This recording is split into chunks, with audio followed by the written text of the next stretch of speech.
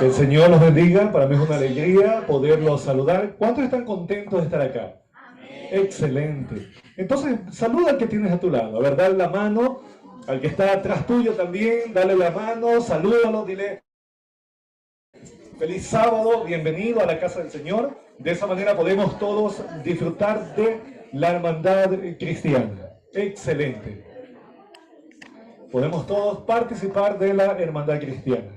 Excelente. Hermanos queridos, para mí es una alegría estar aquí con mi esposa, mi hermosa esposa Jackie. Nos saludamos ahí con Pamela, ¿no? Ella estuvo allá todo el tiempo que estuvimos en Bolivia. Hace poco tiempo llegamos a Ecuador, estuvimos unos 6 años, ¿no? Los 6 años anteriores estuvimos allá trabajando como misioneros en la Universidad Adventista de Bolivia, trabajando en la Facultad de Teología, formando pastores, misioneros allí, que serán los que se encargarán de terminar la predicación del Evangelio. Amén por eso. Y ustedes como iglesia local también son llamados a eso, a terminar la predicación. Nosotros somos llamados como iglesia justamente a eso, a llevar el último mensaje de misericordia al mundo. Para eso existimos. Los adventistas no existimos para ninguna otra cosa. Tenemos que predicar. Esa es la razón. Hemos sido llamados no para predicarnos a nosotros, sino para predicar a otros, para llevar a otros el Evangelio. Así que me da gusto ver que tenemos esta propiedad. Sé que hay planes, pero tenemos también que pensar que luego tenemos que pensar en qué lugares todavía no hay presencia adventista. Ahí hay que poner una iglesia. En esos lugares donde todavía no ha sonado el Evangelio con fuerza, ahí tenemos que predicar. Allí donde hay un grupo pequeño, ahí también ese grupo pequeño tiene que verse la posibilidad de abrir una nueva iglesia en ese lugar. O sea, no somos llamados a mantener el mensaje, tenemos que extenderlo, que llegue a muchas personas, porque para eso el Señor nos llamó. También nosotros como pueblo tenemos que usar uno de los instrumentos poderosos que tenemos, la escuela sabática, es un instrumento poderoso. El Ellen White dice que sí, una escuela sabática cuando la llevamos muy bien, cuando tiene unidades de acción bien organizadas, podemos hacer trabajo misionero muy bien. Y cuando las mismas unidades de acción funcionan como grupos pequeños, es lo ideal. O sea, la misma unidad de acción que se reúne aquí y puede reunirse durante la semana es lo ideal, porque así, ¿verdad? Tenemos el mismo cuerpo de hermanos organizados tanto en la iglesia como organizados allá afuera para poder predicar el Evangelio. Y necesitamos estudiar la Biblia, porque para eso, la escuela sabática es para eso, porque la fuerza de la iglesia está en el estudio ¿de qué? De la Biblia, de la palabra de Dios. Así que allá hay crecimiento, allá hay fortaleza, ahí hay, ¿verdad?, inspiración para que nosotros hagamos lo que tenemos que hacer, salir y predicar el Evangelio. Muy bien, hermanos queridos, con esta introducción, quiero llevarlos al libro de San Juan. Vamos rápidamente al libro de San Juan. San Juan capítulo 1, San Juan capítulo 1, versículo 14. San Juan capítulo 1, versículo 14. San Juan 1, 14. Por si acaso, el otro día que prediqué en Tumbaco, pensaron que yo era venezolano. No soy venezolano. ¿De dónde creen que soy? A ver. ¿De qué lugar? ¿De qué ciudad? ¿Manaví? ¿No? Bueno, he crecido, estudié en Guayaquil, pero no nací ahí. En realidad, mi vida se envolvió entre 2 ciudades, Machala, Guayaquil, hasta el colegio, ¿no? Machala, Guayaquil, nací en Machala, soy de Machala. Viví muchos años allí y después cuando ya terminé el colegio salí por todos lados porque ya nos tocó ir a estudiar y después de eso pues ya hemos estado trabajando en diferentes lugares. Así que estoy feliz de estar acá. Gracias por recibirnos con amor. Versículo 14. Dice aquí, y el verbo se hizo ¿qué cosa? Carne y habitó entre nosotros lleno de gracia y de verdad. Y vimos su gloria. Gloria como del unigénito del Padre. El texto nos está diciendo aquí que este verbo, el verbo, ustedes saben que es una forma de hablar de Jesús, porque el término verbo indica que Él es el medio por el cual Dios el Padre se ha revelado, por el medio del cual Dios el Padre ha hablado. Por eso se le llama el verbo, la palabra. Y ustedes notan acá que se hizo carne. Cuando el texto dice aquí que Él se hace carne, Lo que está queriendo decir es que adopta nuestra naturaleza humana. Cuando Él vino a la tierra, Él no solo tener naturaleza humana, Él realmente adoptó la naturaleza humana. Y cuando Él vino a la tierra, se hizo carne por diversas razones. Una de las razones es porque recuerde, ya voy a mostrar, tengo aquí algunas citas. Recuerden que cuando nuestros primeros padres, nuestro primer padre Adán pecó, perdimos todo a lo que teníamos derecho. La raza humana, por causa del primer pecado, perdió. Así que el segundo, Adán, tenía que venir como hombre, porque por un hombre perdió entonces el Salvador, quien vendría a rescatar, tenía que ser un pariente de la raza humana. Así como por el primer hombre perdimos, el segundo hombre tenía que ser el Salvador. Y por eso dice aquí que se hizo carne. Tenía que ser carne para ganar todo lo que el primer hombre había perdido. Y ustedes notan acá que Él habitó entre nosotros. Es interesante que cuando uno lee esto, cuando escribe Juan, ¿en qué idioma escribió? ¿El Nuevo Testamento? ¿En qué lengua se escribió? En griego. Acuérdense, el Antiguo Testamento hebreo y el Nuevo Testamento se escribió en griego. Cuando Juan escribió que habitó entre nosotros, él usó una palabra interesante. La traducción no la muestra, pero dice ahí que puso su carpa entre nosotros, puso su tabernáculo entre nosotros. Es como que el Verbo, siendo Dios, decidió venir e instalar su carpa entre nosotros para que nosotros pudiésemos tener una imagen clara de quién es Dios. Por eso es que dice el texto aquí, habitó entre nosotros, lleno de gracia y de verdad, y vimos su gloria, gloria como del unigénito del Padre, porque Él revela ¿a quién? Al Padre. Por eso la encarnación es importantísima en la Biblia, porque la encarnación nos muestra justamente que Cristo es nuestro Salvador, que viene a rescatar todo aquello que perdimos por el primer Adán, y que Él nos entiende perfectamente, Él nos comprende perfectamente, Él sabe exactamente lo que estamos viviendo, lo que estamos pasando, porque Él se hizo uno de nosotros. Y cuando pensamos en esto, no hay ninguna duda de que Él sabe, por ejemplo, lo que es tener hambre, ¿o no? Claro, Él sabe lo que es tener hambre. Hay varias escenas en el Nuevo Testamento donde lo vemos padeciendo hambre, sintiendo lo que es hambre. Él sabe lo que es eso. De hecho, nació en una familia pobre. Él sabe lo que es ser pobre. Y sabemos que nació en una familia pobre porque cuando María fue a entregar las palomillas de la purificación, llevó las palomillas. Y el texto bíblico dice que estas palomillas eran el sacrificio de la gente pobre, de escasos recursos. Él sabía lo que significaba crecer en un estado de pobreza. Él sabía lo que significaba irse a la cama sin comer bien. Él sabía lo que significaba, comprendió, llegó a entender completamente lo que significa pasar momentos duros y difíciles en medio de la vida entre humanos. Él sabe eso. Él sabe lo que significa ver tal vez a un familiar llorar porque está pasando un momento duro. Él sabe lo que significa ser frustrado porque él se frustró, ¿no? La Biblia dice que también él se cansaba, él incluso experimentó los sentimientos de supervivencia. Ahí en el Getsemaní, ¿se acuerdan? Que él decía, Padre, ¿hay algún otro plan? ¿Un plan B? ¿Hay alguna otra forma? Si no hay otra forma, entonces que no sea mi voluntad sino la tuya. Él siempre estuvo dispuesto a someterse a su Padre, a su voluntad. Pero él sabía que lo que él temía, lo que venía por delante, era tremendo, era terrible. No solamente por el dolor físico, porque lo que más le perturbaba a Jesús era experimentar la separación que el pecado producía con su Padre, porque eso es lo que la cruz realmente significó. Así que Cristo no se hizo solamente un humano en apariencia, como han dicho gente por ahí. No, Jesús adoptó nuestra naturaleza. Y por eso Él nos puede entender, por eso Él nos puede comprender, por eso Él sabe los momentos duros por los que estamos viviendo. Él sabe las tentaciones que experimentamos. Y por eso la Biblia dice que Él fue tentado en todo según nuestra semejanza, pero sin qué. sin pecado, ¿verdad? Esto es importante entender. Ahora, vamos a avanzar un poquito más. Ahí está. Cristo, el segundo Adán. Vamos a explorar esta idea de Cristo como el segundo Adán.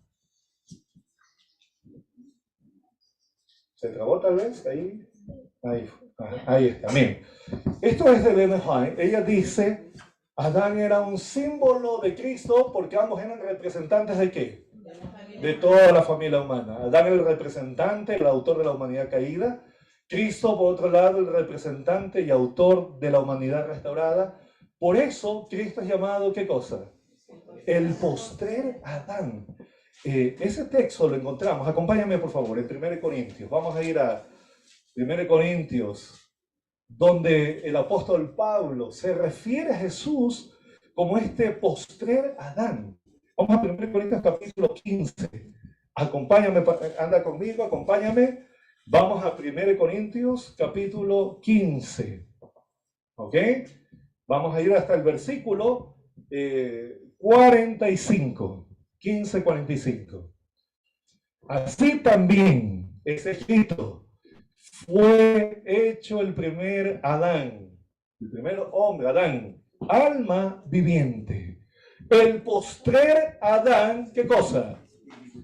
Mi versión dice espíritu de vida, no espíritu vivificante, dicen otras versiones. En otras palabras, cuando dice aquí el primer hombre, está hablando de nuestro primer padre, Adán. Él fue hecho un ser viviente. Y el segundo Adán es Cristo. Por eso se llama aquí el postrer Adán, espíritu que da vida. ¿Por qué? Porque a través de, mientras que en Adán encontramos muerte, en Cristo encuentra la raza humana vida eterna y salvación. Vamos a avanzar una más. Eso es. Dice aquí el N.J. todo lo que perdió el primer Adán, ¿será qué cosa? Restaurado por el segundo. Por eso es que él tenía que hacerse hombre. Avancemos. Una más. Ahora, aquí hay una pregunta interesante que muchos hacen. ¿Qué naturaleza asumió Jesús? Sabemos que adquirió una naturaleza humana. Vamos a avanzar.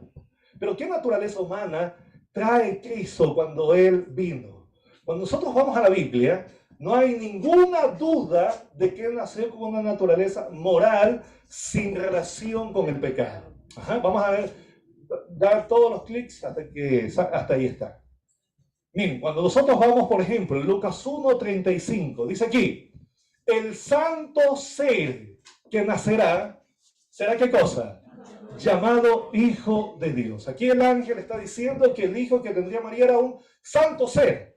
De ningún ser humano, ningún bebé se puede decir eso, porque Juan en Salmos se dice que nosotros fuimos concebidos ¿en qué? Ajá, exacto, en naturaleza pecaminosa, pero el ángel se refiere aquí a Jesús como el santo ser.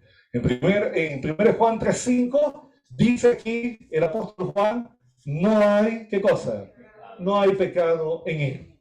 Juan 14:30 dice, estas son palabras de Cristo, viene el príncipe de este mundo. ¿Quién es el príncipe de este mundo? Ajá, Satanás el diablo, una expresión para hablar de Satanás. Viene el príncipe de este mundo y él nada tiene en mí. O sea, si Cristo hubiera tenido alguna relación con el pecado, Satanás tendría mucho que ver con él, ¿verdad? Pero aquí dice, nada tiene en mí. Hermana. Cuando dice el santo ser, ¿no? Entonces nosotros sabemos que ha sido separado desde su nacimiento, porque fue engendrado por el Espíritu Santo, ¿cierto?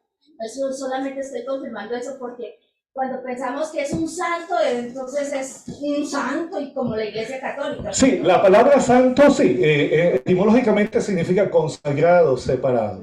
Etimológicamente, tanto en el Antiguo como en el Nuevo Testamento tiene ese sentido, ¿no? De santo ser. Entonces él en ese caso está separado en todo sentido para el Señor.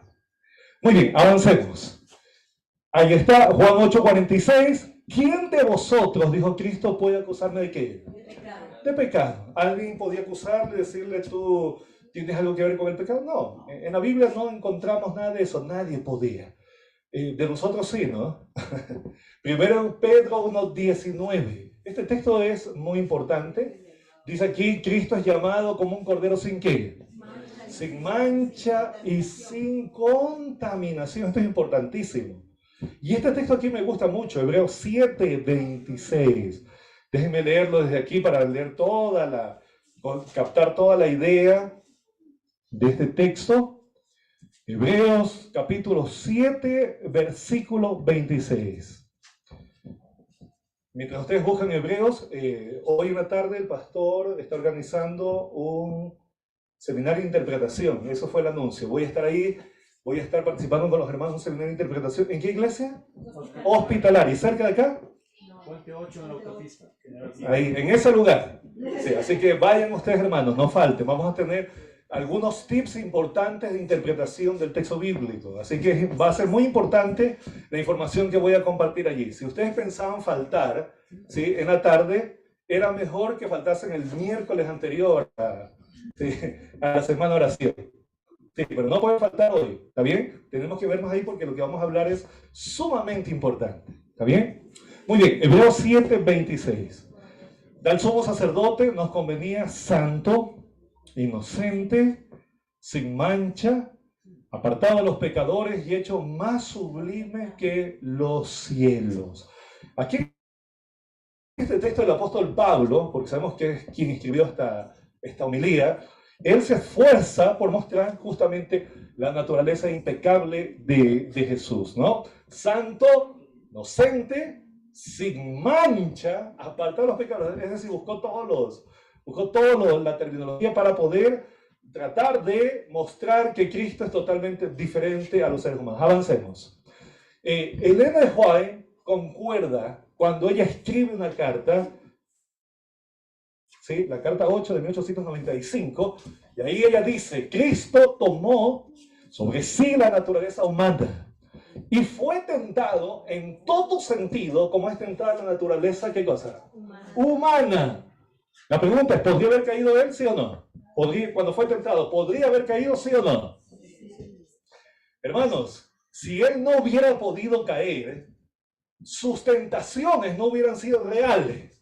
Les digo esto porque hay grupos religiosos que dicen que él fue tentado, pero que era imposible que él caiga, que no había la más mínima posibilidad que él cayese.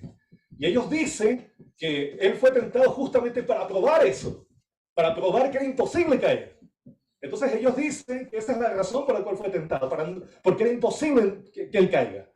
Pero eso pone a Jesús en un plano donde realmente sus tentaciones no son reales. Claro, está en otro plano, no es en el mismo plano en que estamos nosotros. Y lo cierto es que cuando Cristo asumió la naturaleza humana, él asumió justamente con esta posibilidad de ser tentado. Y como dice Ellen White, dice aquí que él podría haber, ¿qué cosa? Podría haber pecado. Podría haber pecado, podría haber caído. De paso, por eso es la razón por la cual el diablo lo sometió a tremendas tentaciones. Ya voy a hablar un poquito de eso. Pero las tentaciones que él experimentó, nosotros no tenemos ni idea. No vayan a pensar que son las únicas las que aparecen ahí en el texto bíblico. Él fue tentado desde que nació, a medida que fue creciendo. Ellen White da una descripción en otras partes. El diablo trató de hacer que él cayese. Porque si él caía, si él desobedecía en lo más mínimo al Señor, a su Padre, entonces él mismo se convertía en parte del problema. Por eso Cristo tenía que mantenerse incólume. Podría haber pecado, podría haber caído, pero en ningún momento hubo en él, ¿qué cosa? Tendencia alguna al mal. Así que Ellen White nos muestra también, está en armonía con lo que dice la Biblia, que Cristo, vamos a avanzar, que Cristo estuvo, ¿verdad?, incólume de toda tendencia o relación con el pecado. Ella también dice que sigue diciendo la carta, se debe ser cuidadoso, extremadamente cuidadoso al tratar acerca de la naturaleza humana de Cristo. Esto lo escribe ella a un pastor que estaba enfatizando la naturaleza de Cristo, pero se estaba yendo más allá. Estaba yéndose al extremo, al error contrario, en cambio, que tienen algunos de los grupos que yo les mencioné. El error contrario, en cambio, ¿verdad?, es que él este hombre decía que tenía Jesús propensiones al pecado, o sea, tendencia pecaminosa. Y ella rápidamente, al detectar que ese hombre estaba en el otro extremo, le escribe y dice, tiene que ser cuidadoso, extremadamente cuidadoso al tratar acerca de la naturaleza humana de Jesús. No lo presente delante de la gente como un hombre con propensiones ¿a qué? Al pecado. Porque él es ¿qué cosa? El segundo Adán. Él no era un hombre más solamente que nació por nacer. Él nació con una misión y tenía, así como nació el primer Adán, él apareció como el segundo Adán, sin propensiones al pecado, para que pudiese ser nuestro Salvador. Vamos a avanzar. Esto es muy importante. Miren, hay quienes creen que Cristo vino con una naturaleza pecaminosa. Ese es el otro extremo de los que afirman, ¿verdad?, que él no pudo haber caído. Pero Dios, ¿verdad?, la Biblia nos muestra claramente que él no vino con una naturaleza pecaminosa igual. Cuando ustedes van a Romanos 8.3, ¿qué dice ahí Romanos 8.3? Abran sus Biblias, por favor. Vayan, por favor, a Romanos, capítulo 8, versículo 3. Abran sus Biblias, vamos para allá. Romanos, capítulo 8, versículo 3. Vamos a captar la fuerza aquí del texto. Romanos, capítulo 8, versículo 3. Dice el apóstol Pablo, Romanos 8, 3. Lo que era imposible para la ley, por cuanto era débil por la carne, Dios enviando a su Hijo en semejanza de carne pecado, y a causa del pecado condenó al pecado en la carne. Algunos han tomado este texto, se nos cruzó. A ver, vamos a retroceder un poquito. Con el anterior. Algunos han tomado este texto porque aquí dice que Cristo vino en semejanza de carne de pecado. Y dicen ahí está, vino con naturaleza pecaminosa. Pero noten que Pablo no dijo que Dios enviando a su Hijo, porque Pablo podría haber dicho así, enviando a su Hijo en, ¿qué cosa? En carne de pecado. El texto no dice que vino en carne de pecado. Pablo podría haber dicho eso sin poner semejanza. Él podría haber dicho que envió a su Hijo en carne de pecado. Pero la Biblia nos muestra aquí que él puso la palabra semejante. Eso significa que cuando él vino, cuando él pone allí el término semejante, significa que no vino con exactamente la misma carne de pecado que nosotros hemos traído. No olvidemos eso. Él vino como el segundo Adán. Vino justamente a rescatar todo aquello que el primer Adán había venido. Y cuando dice que vino en semejanza, significa que él vino parecido a nosotros, pero había algo que lo diferenciaba, ¿no? Algo que lo hacía distinto. Y era justamente el hecho de que en él no habían propensiones pecaminosas. Ahí está la diferencia. Hermana. Perdón que pregunte. No importa. Este tema me fascina. Dele, hermana. Entonces, si Dios vino humanamente y entonces, a ver, no quiero Lance. que por favor me explique porque, a ver, si Dios vino humano, ¿cierto? Fue engendrado por el Espíritu Santo y fue engendrado por una mamá, ¿no? Por una persona humana que dio a luz por su vientre y todo lo demás, y ella incluía sus genes, ¿cierto? Entonces, ¿qué clase de humano es él? Porque si no es igual a mí, él no puede ser mi salvador. Claro, si es igual a mí en el sentido en que él tiene la misma naturaleza. Y Adán, pensemos en Adán. Adán, cuando Dios lo creó, ¿era humano o no era humano? Sí, era humano. Solamente que no tenía, como yo puse aquí, no tenía propensiones pecaminosas, nada más. Pero, no conocía el pecado. Ajá, correcto, exacto. Cuando un bebé nace, ¿cierto? Bueno, en realidad nosotros ya, vamos a mirar un texto ya mismo, donde después de la caída ya traemos una naturaleza corrupta. Pero yo estoy hablando en Adán antes del pecado. Cuando Dios lo creó a Adán, él fue humano totalmente como nosotros, solamente que no tenía tendencias pecaminosas. Esa es la naturaleza que trajo Cristo cuando nació. O sea, era humano totalmente, por supuesto que sí, porque como usted dice, si no fuera humano, No podría entenderme. Por eso yo dije al comienzo, se hizo carne, no aparentó ser carne. La única diferencia es que como él es el segundo Adán, él tenía una misión y no podía nacer con propensiones pecaminosas porque si no él mismo hubiera sido parte del problema y no de la situación. Cuando estuve estudiando este asunto, yo entendía que él había sido engendrado por el Espíritu Santo y nosotros no hemos sido engendrados por el Espíritu Santo. Pero en el momento que nosotros nos bautizamos somos una nueva criatura y empezamos como bebés, como Cristo empezó, pero con nosotros con la diferencia de que conocimos el pecado. Y que tenemos todavía tendencia pecaminosa.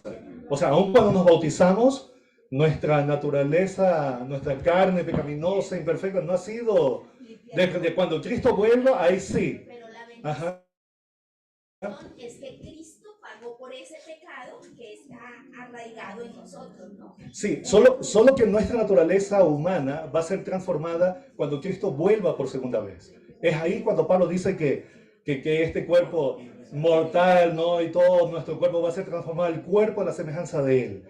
Mientras tanto, dependemos de la dirección del Espíritu Santo, de la dependencia todos los días con el Señor, creciendo. Esa es la diferencia. De nada, mi hermana querida. Muy bien, así que vamos a avanzar. Excelente. Es bueno tener alumnos así que estén atentos, ¿no? Hermanos queridos, Elena White dice acá, Cristo no poseía la misma deslealtad pecaminosa, corrupta y caída que nosotros poseemos. Pues Él no podría haber sido, ¿qué cosa? Una ofrenda perfecta. Esa es la razón por la cual Él tenía que nacer sin propensiones pecaminosas. ¿Cuál es la misión de Jesús? Él no nació por nacer. O sea, no nació solo por nacer, no, Él nació con una misión. Él nació para ser el segundo Adán, para poder rescatar todo aquello que había sido perdido por el primer Adán. Por eso es que era necesario que Él sea inmaculado en todo sentido. Era necesario, porque siendo inmaculado en todo sentido, no podría haber sido nuestra ofrenda perfecta. Así es. Por eso Elena White enfatiza mucho eso, porque Él tiene que estar claro, ¿no? Que Él es nuestro Salvador justamente por eso, ¿no? Así que Cristo no posee esa deslealtad pecaminosa, corrupta y caída que nosotros poseemos, pues Él no podría haber sido, avancemos, nuestra ofrenda perfecta. Pero por eso era que se basaba el deseo de todas las gentes, porque el deseo de todas las gentes nos dice que nuestra salvación siempre estuvo en un hilo. O sea, Él corría el peligro de ser de pecar, de caer. Correcto. Entonces, no es que la cosa es que Él nació para que fuera inmaculado y sin pecado. No, Él vino a esta tierra a enseñarnos cómo vivir en esta tierra llena de pecado. Sí, eso es importante, pero la Biblia nos muestra que Él sí era necesario que sea inmaculado en todo sentido. ¿Por qué? Porque imagínense que Él hubiese pecado. Si Él hubiese, claro, estaríamos totalmente perdidos. Exacto. Él mismo sería parte del problema. Por eso era necesario que Él sea inmaculado en todo sentido. Y de paso. Eso es el conflicto de los siglos, ¿no? Porque el enemigo quería acabar. Correcto. Para que tú y yo no fuéramos salvos. Pero en el momento de que Él llega y nos enseña a nosotros, y Él cuando piensa que murió en la cruz venció a Satanás, entonces dijo gané, pero resulta que el arma sí, se le dio la vuelta. Ajá, correcto. Entonces Él vino a esta tierra sí, sí. Enseñarnos. Eso está bien, o sea, eso es verdad, es muy cierto, pero tenía que ser inmaculado, porque si Él no tenía una vida inmaculada, ciertamente estaríamos perdidos, hubiera sido un pecador más. Por eso el deseo de todas las gentes nos enseña, ¿no? Nos dice que el Espíritu de Dios lo guiaba de tal manera, y es como nosotros debemos aferrar nuestra voluntad al Espíritu de Dios para que nos enseñe a caminar en este mundo pecaminoso. Porque si no, entonces la ofrenda lo pagó y hacemos exactamente lo mismo que los... Si hay algún evangélico que me perdone, pero sí, por gracia soy salvo y listo. Pero y entonces, ¿dónde queda todo lo que trajinó Jesús? Y entonces, si es el inmaculado, entonces viva la vida. No, vamos a hablar de ese punto ya mismo. Sí, pero ahora tenemos que tener claro de que él tenía que ser inmaculado en todo sentido. Por eso la Biblia insiste, porque si no, no podía ser nuestro Salvador. De hecho, cuando yo acepto a Cristo y la Biblia habla de la justificación por la fe, ¿qué es lo que se acredita a mi vida? La vida inmaculada de Jesús. Eso es lo que se acredita a mi cuenta. Cuando yo digo que soy justificado por fe, es porque la vida perfecta de Cristo es la que se me adjudica a mí. Exacto. Entonces, por eso tenía que ser inmaculado. Porque el momento en que él tenía relación con el pecado, sencillamente no hubiese sido parte de la solución, sino del problema. Entonces, por ahí empieza todo. Después, claro, él nos enseñó a obedecer y todo lo demás, pero empieza sobre esto, sobre la vida inmaculada de Cristo. Porque si él no hubiera sido una ofrenda, no hubiera podido ser una ofrenda perfecta y no hubiera sido nuestro Salvador, estaríamos perdidos. O sea, cada parte del plan de salvación es importantísimo. Así como era necesario que nazca como hombre, también era necesario que tenga una vida inmaculada, también era necesario que muera, también era necesario que resucite, que interceda. O sea, cada parte del plan de salvación es importante. Sí, cada parte, exacto. Es importante para que podamos nosotros ser salvos. Porque donde en una parte no se completaba como Dios lo había determinado, sencillamente todo hubiera sido un fracaso. Y en este aspecto, en este punto, él tenía que ser inmaculado, porque de otra manera hubiera sido el mismo parte del problema y no de la solución. ¿Sí? Yo tengo una pregunta. Claro que sí. No, no hay problema. O sea, bueno, justamente hablaba que Jesús sintió, bueno, más bien fue tentado. Y estamos hablando de la condición de la naturaleza humana de Cristo, que no tenía ningún pecado. O sea, más bien no tenía esta tendencia al mal como nosotros. Pero entonces, ¿cómo podemos decir que él sintió el Buen pecado? punto. Voy a hablar de eso, justo voy a hablar de eso un poquito antes de terminar, y ahí voy a explayarme en ese punto. Sí, esa es la pregunta lógica, así es. Claro, que está en la relación con lo que dice nuestra hermana acá. Está muy interesante su pregunta. Es importante pensar así lógicamente, porque así es la Biblia. Tenemos que cada verdad conectarla con otra, y eso crea todo un sistema de doctrinas. Por eso hay que pensar sistemáticamente. Está muy bien. Muy bien. Ajá. Sí. Nosotros, una reunión con nuestro Padre Celestial, podríamos alcanzar el nivel de Jesucristo. Esa respuesta la Biblia la responde y también el NJ, y en realidad podemos asemejarnos, pero nunca seremos exactamente igual. Sí, hay una cita, yo creo que la puse ahí, pero podemos, por supuesto que sí, ser semejantes a él. Claro que sí, y esa es la meta, ser semejantes al carácter de Cristo Jesús. Muy bien, avancemos, una más. Muy bien. Hay personas que piensan que Cristo vino con naturaleza pecaminosa, pero que es inmaculado solo porque no cometió actos pecaminosos. ¿Han escuchado eso? Hay personas que dicen, bueno, es inmaculado porque no cometió actos, pero tal vez sí trajo alguna propensión. El problema es que cuando se piensa así, no se entiende la naturaleza exacta del pecado. El pecado no solamente tiene que ver con actos. Sí es actos, por supuesto que sí. 1 Juan 3:4 dice, ¿no? Que aquel que transgrede la ley, ¿qué cosa? ¿Qué comete? Comete pecado. Eso dice la Biblia, ¿no? Aquel que transgrede la ley de Dios, comete pecado. Y el pecado en ese sentido es acto, sí. Pero antes de cometer actos, en realidad la raza humana ya nace con un problema. Nace en un estado de corrupción, de contaminación. Hemos nacido así. Por eso es que el texto, Salmo 51:5, el famoso texto, ¿se acuerdan? ¿Alguien puede leer? Vamos para allá, ¿ves? Rápidamente. Ajá. Salmo 51, versículo 5. Ajá. Fue lo que me enseñaron ¿En dónde? En la iglesia católica. ¿Por qué? Que uno nace con pecado porque con la tendencia... No, el texto lo dice. Miren, ahora voy a explicar. De Adán y Eva, y a mí eso cuando yo llegué a la iglesia no me lo enseñó. Ahora voy a explicar lo que dice aquí. Salmo 51:5 dice, noten, aquí está, en maldad he sido, ¿qué cosa? En maldad he sido formado, y en pecado me concibió mi madre. El texto dice claramente que nosotros ya traemos esta contaminación desde el vientre de nuestros padres. Solo, eso es pecado original. Solo que hay una diferencia. La Iglesia Católica dice que nosotros nacemos culpables del pecado de nuestros primeros padres. Eso es lo que dice la Iglesia Católica. Esa es la teoría de Agustín. Agustín decía eso, ¿no?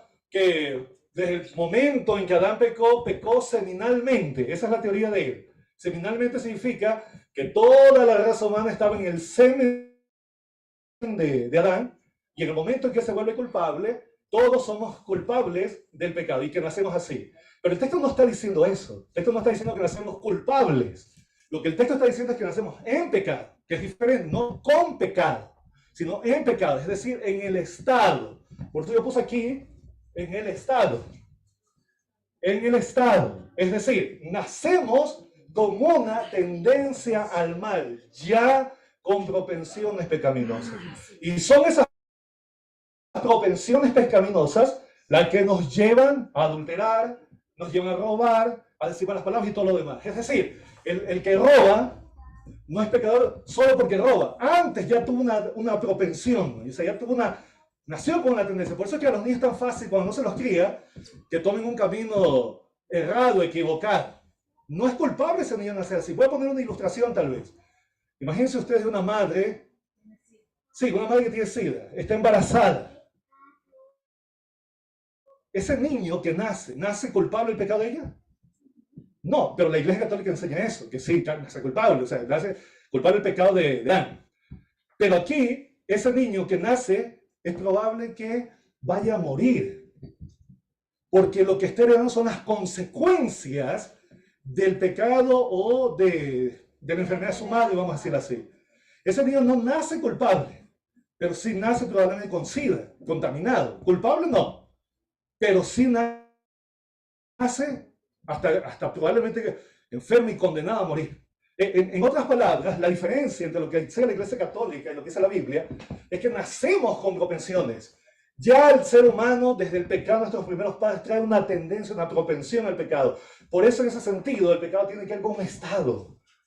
Y ese estado es lo que nos lleva a cometer todos los actos pecaminosos. Es decir, el que roba, no es que antes era inmaculado y de pronto robó. No, ya trajo una tendencia. Por eso dice aquí, ¿dónde identifica su adulterio? O sea, el origen de su pecado David. Dice desde el vientre, pues. O sea, ya traigo esa debilidad desde el vientre de mi madre. Entonces, esa es la diferencia. Pero como seres humanos, nosotros sabemos que lo que nos aparta de Dios es el pecado. Por eso Jesús nunca se apartó de ese pecado. Sí, eso es verdad. Y cuando Pastor Bullón llega y nos dice a nosotros, ¿no? Como personas, o sea, eso lo aprendí porque para mí la conciencia era terrible. Entonces decía, ¿de qué te estás alimentando cada día? O sea, si tú te estás alimentando el espíritu, entonces tus consecuencias, lo que tú vas a dar es del espíritu. Pero si tú vas a llenar, alimentarte basura. Vas a dar basura. Sí, eso es correcto. Entonces vas a estar en pecado. Sí, pero sí, eso está bien. O sea, no contradice nada lo que estamos diciendo. Lo único que está diciendo esto es que tenemos, una vez que hemos aceptado a Cristo, ahora tenemos dos naturalezas, una espiritual y una carnal. Todavía hay que hacer morir de hambre la carnal y hay que fortalecer el espiritual. Eso está bien. O sea, ese no es el problema, porque igual vamos a tener este estado, como dijimos, hasta el momento en que, o sea, va a venir este estado de corrupción hasta el momento en que Cristo vuelva por segunda vez. Es lo que dijimos en antes. Cuando Cristo vuelva por segunda vez, entonces ahí sí nuestro cuerpo va a ser totalmente transformado. Exacto. Así es. Sí, pero es verdad eso. Hay que alimentar la naturaleza espiritual para que nuestra naturaleza carnal. Yo no entiendo, pastor. Si Dios está inmaculado, no tenía, pero usted dice que sí hay propensión al pecado, que sí tenía. No, yo dije lo contrario.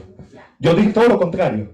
O sea, las tentaciones que él pasó fueron reales. Voy a hablar de las tentaciones ya mismo, una vez más, ¿sí? Ya voy a llegar a ese punto, no hay problema. Hermana. Perdón, hermano. Sí. Pastor, sería bueno que usted pueda terminar la predicación y si tenemos algunas preguntas podemos dejarlas al final porque es importante. La verdad las que quitan que sea. Está bien, no hay problema. Entonces, si después podemos sacar las preguntas para el final, hermano, yo les agradecería. No hay ningún problema, excelente. Perdón. Sí, pero a mí no me ofende ni me molesta contestar. Yo soy un maestro por excelencia. Sí, sí, no tengo ningún problema Eso lo aprovecho. Sí, yo escribo en la revista Adventista estos temas, así que todo el tiempo me están preguntando y me están escribiendo, así que no tengo ningún problema. Pero es verdad, tal vez algunos, para no cortarles, tal vez podemos conversar, no perder ningún problema. Sí, no hay problema, está muy bien. Bien, entonces, lo que estábamos hablando aquí es que cuando hablamos de pecado tenemos que verlo no solo como actos. El pecado ya empieza en una naturaleza, por decirlo así.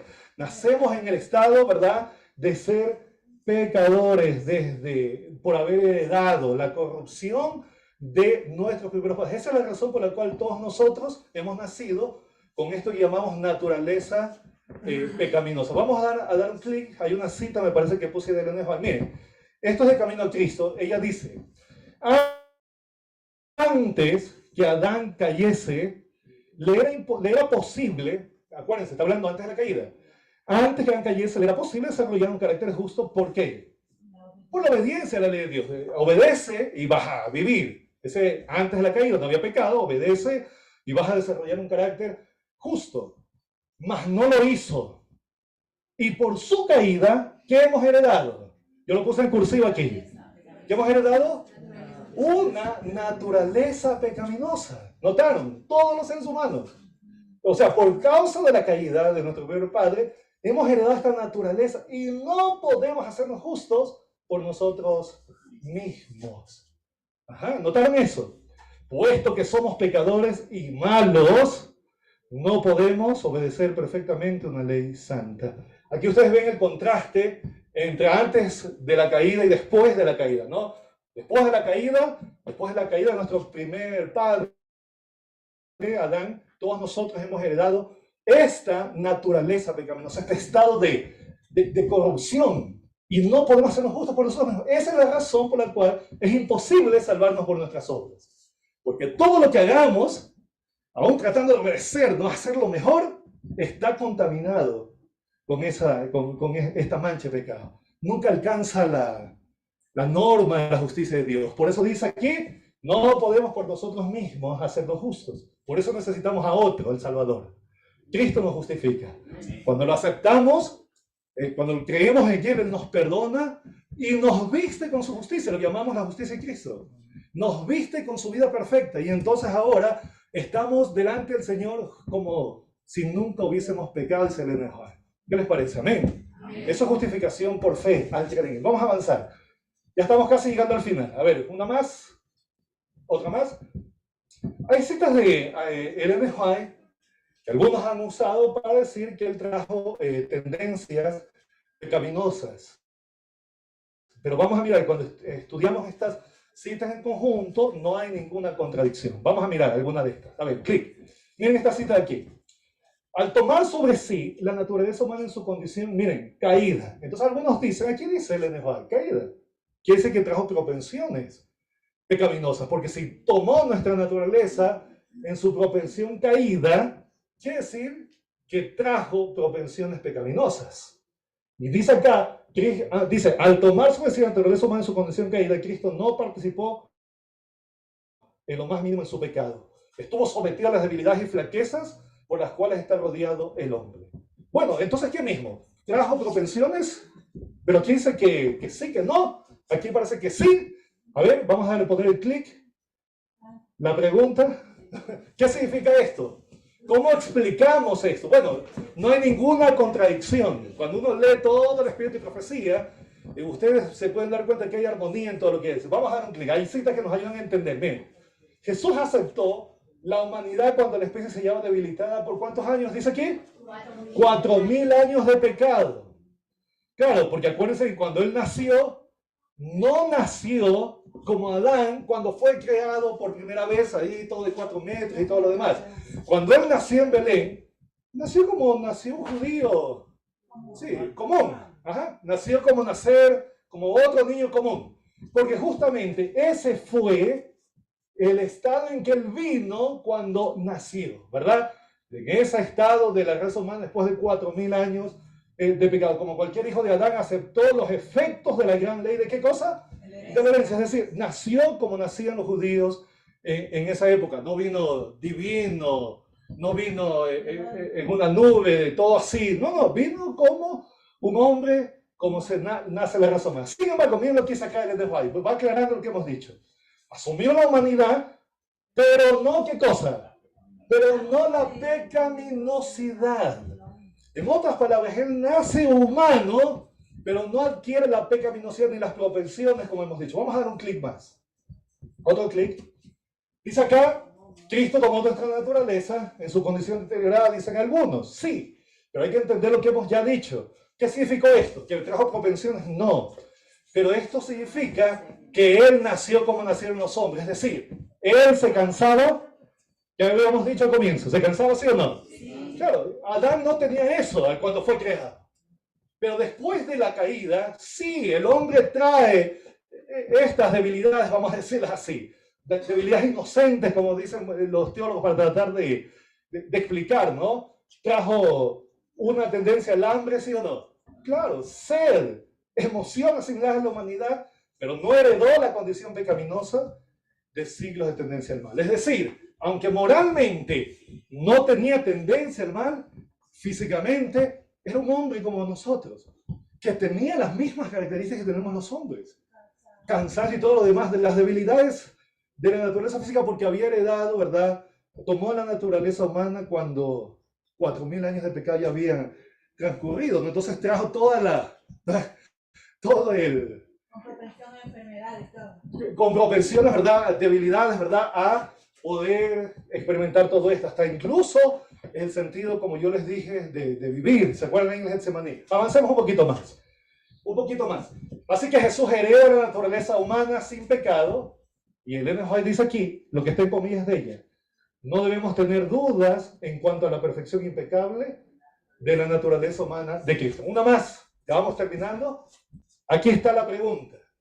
Hay algunos que creen que por no traer una propensión, algunos creen que él tiene ventajas, pues. Porque dicen, si él no tuvo alguna propensión pecaminosa cuando él fue tentado, entonces no podría ser nuestro ejemplo.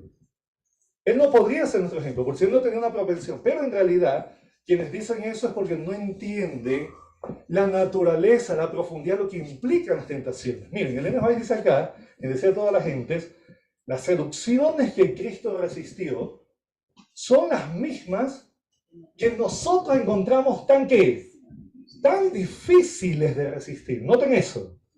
Le fueron infligidas en un grado tanto mayor, noten eso, tanto mayor, cuanto más elevado es su carácter que nuestro. ¿Notaron eso? Lo que está diciendo es que las tentaciones que él experimentó, las experimentó en un grado sumo mayor de lo que nosotros experimentamos en nuestras tentaciones. O sea, él las experimentó en un grado que nosotros no tenemos ni idea. Así como su carácter es mucho más elevado que el nuestro, las tentaciones que él experimentó fueron tentaciones en un sentido mucho mayores que el nuestro. Y esa es la razón por la cual él no tuvo ninguna ventaja. Porque acuérdense que el mismo Adán, siendo inmaculado, cayó. ¿O no cayó? Claro, cayó, por supuesto que cayó. Cayó, así es. O sea, el ser inmaculado no lo hacía inmune a no caer. Podía haber caído, por eso dijimos que podría haber caído, pero él no cayó, a pesar de experimentar tentaciones que nosotros no tenemos ni idea. O sea, en el grado. Y solo les pongo un ejemplo así chiquito. ¿Se acuerdan cuando estaba ahí en la cruz? Y los enemigos le decían, si eres el Hijo de Dios, baja de la cruz. Miren, si a mí me crucifican y me dicen, bájate de la cruz, ¿ustedes creen que eso para mí es una tentación? No, pues, ¿saben por qué? ¿Por qué no va a ser una tentación para mí? Pues no puedo, pues. Claro, me crucifican y me dicen, bájate. Por más que me digan, bájate, me pueden pasar todo el día diciendo hasta que deja de existir y eso no va a ser una tentación, pero no puedo. No, sencillamente no puedo. Pero para Cristo, ¿era una tentación eso, sí o no? Sí. Él no solamente que se podía bajar, Él podía haber eliminado los clavos, desintegrar la cruz, eliminar a los enemigos, o sea, podía haber desintegrado el planeta, o sea, él podía hacer. De hecho, si él fue a la cruz, si él murió en la cruz, no fue porque él no podía librarse. Si él se mantuvo en la cruz, es por amor, nada más. Así de sencillo. No es, o sea, ahí viene la importancia del sacrificio de Jesús por ti y por mí. Si él fue a la cruz es porque sabía que era la única manera en que tú y yo no pagaríamos la condenación del pecado. Para que él la tuvo que pagar, para que si nosotros la aceptábamos, no pagásemos esa condenación y pudiésemos ir al cielo. Por eso él se quedó en la cruz, porque si él se hubiera bajado, estaríamos perdidos. Así es. Así que para las tentaciones que él experimentó fueron en un grado superior, mayor, no tenemos ni idea. O sea, por eso la guerra fue en un plano tremendo. Y incluso la cruz, lo que pasó en la cruz no era solamente el dolor de los clavos. Eso no era lo más terrible de la cruz, era la lucha que se estaba llevando a cabo allí en la cruz. Y sin embargo, Cristo venció. Consumado es, dijo, y después resucitó, dándole el estocado final al gobierno del diablo. Y por eso es importante, hermanos, que amemos a Jesús. Porque si Él se mantuvo en la cruz y nos da esperanza, es solamente porque nos amaba y porque quiere un día encontrarse con nosotros allí en el reino de los cielos. Y ya vamos a ir terminando, vamos a avanzar. La última, esta es la última. Miren, la Biblia nos recuerda que nosotros no somos llamados a vencer como Jesús venció. En realidad somos llamados a vencer porque Él venció. ¿Notaron? Él venció. Miren lo que dice aquí. El Hebreos dice así. Creo que le puedes dar un clic más para que salga la cita. Ahí está. Muy bien. Cristo es nuestro, ¿qué cosa? Modelo. El ejemplo perfecto y santo que se nos ha dado para imitarlo. Claro, Él fue ejemplo en dependencia, modelo en dependencia. Nunca podremos, lo que decíamos antes, igualar al modelo. Pero podemos imitarlo, asemejarnos a Él conforme sea nuestra habilidad. Cuando caemos desvalidos, sufriendo como resultado de nuestra comprensión de la pecaminosidad del pecado, cuando nos humillamos delante de Dios, afligiendo nuestras almas mediante el verdadero arrepentimiento y la contrición, cuando ofrecemos nuestras fervientes oraciones a Dios en nombre de Cristo, con toda seguridad seremos recibidos por el Padre al entregarnos completamente a Dios. Deberíamos comprender lo más íntimo de nuestra alma, que nuestros esfuerzos son enteramente indignos. Claro, somos pecadores. Porque únicamente en el nombre y el poder del vencedor podemos ser, ¿qué cosa? Podemos ser vencedores. Amén. Por eso Cristo es nuestro Salvador, también nuestro ejemplo, ¿no? Así que Cristo es nuestro suficiente Salvador y nosotros tenemos que amarlo por eso. Y rendirnos por completo a Él. Aceptarlo como nuestro suficiente Salvador y no dejar pasar más tiempo para que nos rindamos a Él. Yo no sé si hay alguien aquí que todavía no ha dado el paso de aceptar a Jesús como su Salvador. Y todavía no ha tomado la decisión de entregarse a Él. Yo quisiera orar por esa persona. Tal vez hay alguien que todavía no es bautizado, así directamente. Pero le gustaría hoy tomar la decisión de decir, Señor, hoy quiero aceptar a Jesús y quiero prepararme para pronto ser bautizado, creyendo en Él. ¿Habrá alguien por quien yo pueda orar en esta mañana? ¿Habrá alguien aquí en este auditorio que está escuchando la voz de Dios? Y es el momento de responder. Yo no lo conozco. Dios sí sabe quién eres tú. Si ya lo aceptaste, este llamado todavía no es para ti. Este llamado primero es para aquellos que todavía no lo han hecho. Así que si hay alguien aquí que todavía no ha dado este paso de aceptar a Jesús y bautizarse, unirse a la iglesia, yo te quiero invitar para que hoy lo acepte mientras todavía hay tiempo. ¿Habrá alguien aquí por quien yo pueda orar? Una persona por lo menos. Alguien por quien yo pueda orar. Una persona. Puede ser un adulto, un niño, puede ser un joven, alguien. Todos estamos ya seguros, salvos en los brazos del Señor. Entonces ahora voy a hacer el llamado para los que ya hemos aceptado a Jesús. ¿Cuántos queremos decirle, Señor, ayúdame a amarte y a valorar lo que tú has hecho por mí en el plan de salvación? ¿Cuántos quieren ponerse en pie? Ahí, pónganse en pie, vamos a orar. Vamos a orar. Y ahí donde están, cierren sus ojos porque vamos a conversar con Dios. Muchas gracias, querido Padre, Porque al estudiar tu palabra, al ir a la Biblia, nos damos cuenta, Señor, el gran amor que has tenido por nosotros. Seres humanos, pecadores, rebeldes, pero Cristo, tu Hijo, vino a buscarnos, Señor, vino a salvarnos por pura gracia, por pura misericordia tuya, oh Dios. Y te alabamos por eso, Señor. Muchas gracias porque Él es nuestro suficiente Salvador, porque Él vivió una vida perfecta y murió en la cruz del Calvario para que nosotros no tengamos que morir. Gracias, Señor, por eso. Y también gracias porque Él resucitó venciendo la muerte, dándonos la esperanza de que la muerte no tiene la última palabra. Gracias porque Él está intercediendo allá en el cielo por nosotros. Y gracias porque dentro de poco vendrá a buscarnos, Señor, aquellos que hemos creído en Él. Amén. Dios mío, ayúdanos a compartir este mensaje con aquellos que todavía no conocen de ti. No permita, Señor, que este mensaje se quede con nosotros. Permite que podamos compartir al mundo que Cristo es el Salvador y que está a punto de volver, Señor. Que ese día, las guerras, la violencia, la muerte, las crisis, todo terminará. Y viviremos contigo por toda la eternidad. Gracias, Padre, por el estudio de tu palabra, por este sábado maravilloso y por la comunión que tenemos los unos con los otros y también contigo. Todo esto te decimos en el nombre de Jesús. Amén y amén.